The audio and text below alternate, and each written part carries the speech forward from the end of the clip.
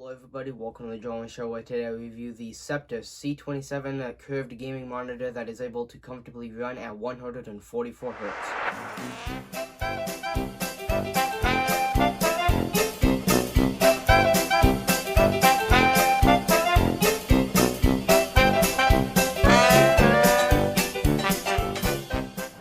Hello everybody, I'm Joel Homie, your guys' host for today's video, where I overview the budget line Sceptre-C27 curved gaming monitor that does offer many great things for being a budget line model, like being able to run comfortably at 144 Hz, while also being able to run at HD1080p.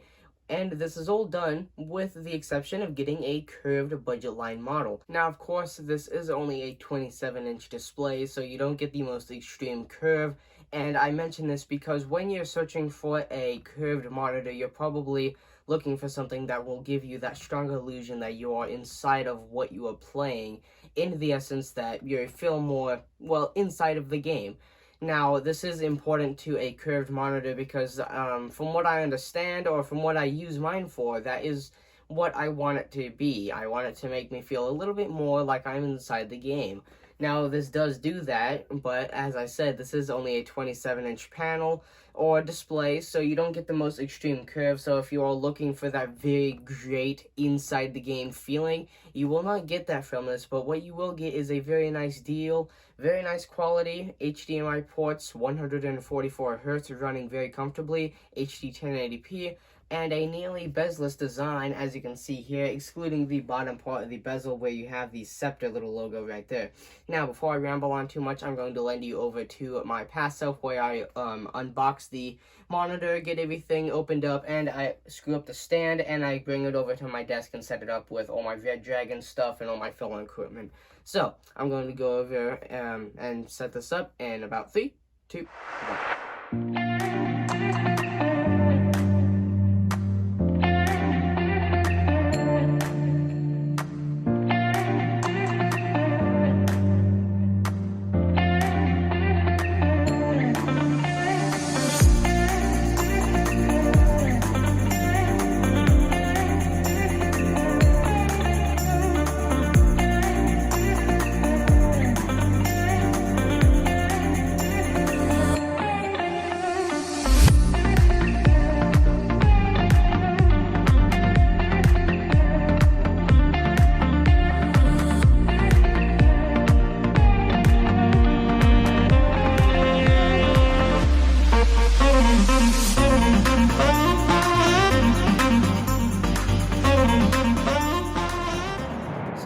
We've got the monitor out of the box and you have gotten a chance to see how the company treats and packages the item. I don't think you really have much to worry about because while I was unpackaging this device, it was very apparent that they did put quite a bit of effort into making sure that this didn't break on its way over.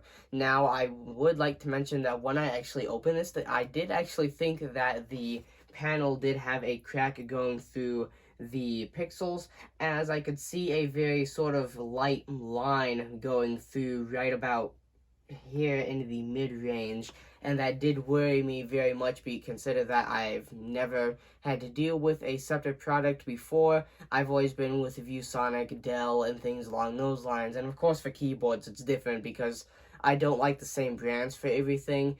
So, with the exception of the monitor, it's a very good first impression because I do like how everything is worded out in the user manual, which I will show to you guys in just a second in case you're wondering. It is not very complicated, it's very easy to understand, and it was very nice to know that they did put quite a bit of effort into making sure that this did not break on its way over to you, wherever that might be.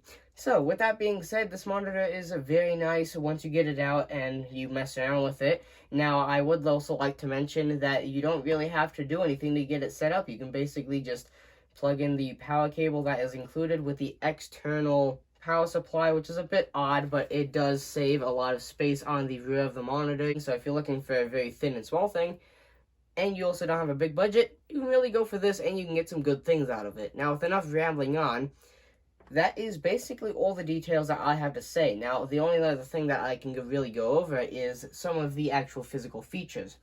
Now, of course, you have your logo on the front. I've already mentioned that. But on the back here to my right, you actually have a series of buttons. It's a very nice, slim, low profile monitor, so if you're looking for something that looks nice and sort of futuristic and slim, that's also budget and can run really nice resolutions and refresh rates, you could really consider going for this.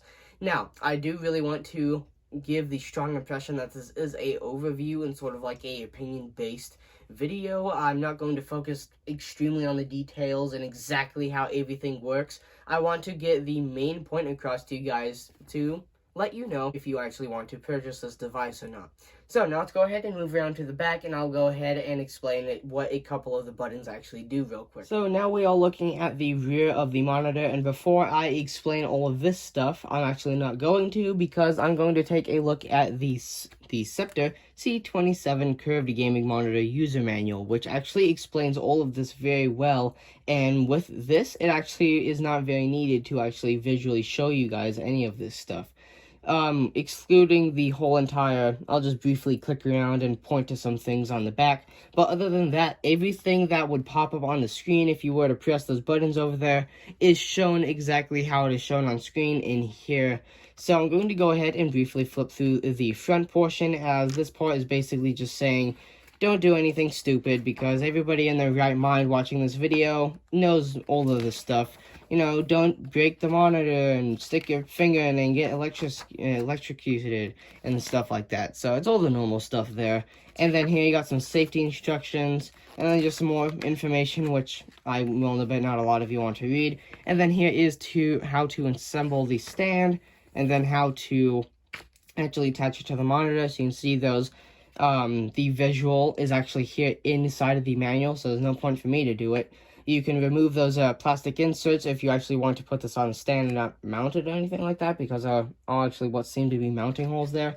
But you remove those inserts, clamp it in, screw it in, and then if you decide to do what I did, you can actually reinsert those little plastic inserts, and then it looks very nice in my opinion. And then here is your table of contents. So here you've got a series of safety instructions, important information, and then a lot of other things like assembly, and a lot of other things. So if you have questions, you can go here, and most likely this will answer your question if you're looking how to do something.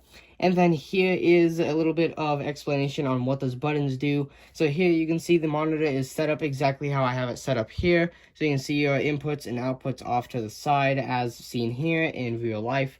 But here you can see that those buttons are positioned the same way that I have them here. So that top button is the menu, one right below that is exit, and then the cylinder button in the center that is actually disconnecting from the other buttons is the power, and then the buttons below that look identical to these ones are the up and down. And then over here you actually have some measurements, 75 millimeters by 75 millimeters. That's referring to the amount of space right in this area. So here you can flip the page, and then this is where it talks about your inputs and outputs. So here is where you would connect your external power supply, which is included, and actually mine is popping out right here. I have it plugged in down there on the floor. And then here you can see next to that you have your HDMI inserts. So here's HDMI 1 and HDMI 2 if you have like a PC and a console or two consoles. And I actually have a PlayStation, Xbox, Switch, and PC. So I have something called an HDMI switcher, where you have a remote like this, and you can switch between your HDMI inputs. So in my case, it actually broadcasts the signal to my monitor and my TV, so I can use my Xbox, my PlayStation, or my Switch, or my PC when I want. So I don't really need these, but if you don't have more than two things, this is good to have. And then next to that, you have your DP input, which is nice if you don't want to have to go through a lot of this stuff. You can just use the DP, and then you can, well, actually, there is your headphone output. So if you want to go off of the speakers here, you can plug into here if you don't have anything like a subwoofer setup that you can plug into, which this is actually connected to my speaker system. And I have my Beat Studio 3 headphones plugged into there. But if you don't have any of that and you just have the monitor, you can either run them from the dual speakers mounted on the bottom, or you can plug into there, and then you will have headphone output there.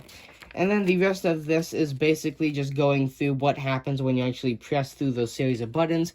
So here is what you get when you click on menu. So here you've got quick start, picture, color, and system. Now this is all going through brightness, darkness, contrast, and things like that. And then here on system, this is actually like frame rate and things like that, so how many hertz is running at. So if I'm pretty sure the standard that this comes running at is around 60. I don't think it's actually running 144 hertz right off the bat. You actually have to go and set that up yourself in system, I believe. And then here it actually gives you a visual diagram of what to expect when you click on those certain areas. So here is quick start if you would like to pause and read, and then I'll move over to here is picture. Right, I'll try to get the light out of the shot. And then here on the next two pages, these are the other two sections of the menu. So here is color. So this is all about how much like contrast and things like that. So here you've got red, green, blue, advanced, red, green, blue, and all the things in there to do color and what basically how you want your picture to show. And then here is system. So this is all the things like frame rate, I believe. So here, yeah, you've got volume and reset and things along those lines and language. And then, yeah, and then it has a little bit of information on, well, basically just to help you, and it explains what's going on up there. And then the rest of the instruction manual is actually not extremely important. It shows you resolution, ratings, and things along those lines. So if you have this, you can flip through here, but if you don't have it, you're probably not too interested in any of this because I've already explained what really needs to be looked at.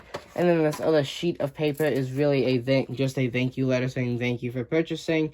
Register, warranty, review, contacts through Facebook, Twitter, Instagram, stuff like that. And then here on the back, it gives you a phone number, a link, and stuff like that. And then here on this other sheet of paper, you have much more of the same. And then on that side, it's a whole bunch of words. But anyway, there are those pieces of paper completely explaining everything that is going on back here. So your inputs and outputs, your buttons, and your menu. And it gives a very nice visual aspects on that, as well as how to install the stand and actually build the stand, which is very nice because it's very helpful, and many companies don't do that. So that's the main reason why Sceptre is giving me a very nice first impression. So I'm going to go ahead and set this up, run some footage, and I'll go ahead and run the outro. So there is the Joel Homie Show overview of the Sceptre-C27 curved gaming monitor that can comfortably run 144 Hz, as well as doing HD 1080p, while having a very nice span of 27 inches. Now, with that being said, there is the Joel Homie Show overview of this particular monitor. If you guys enjoyed the video,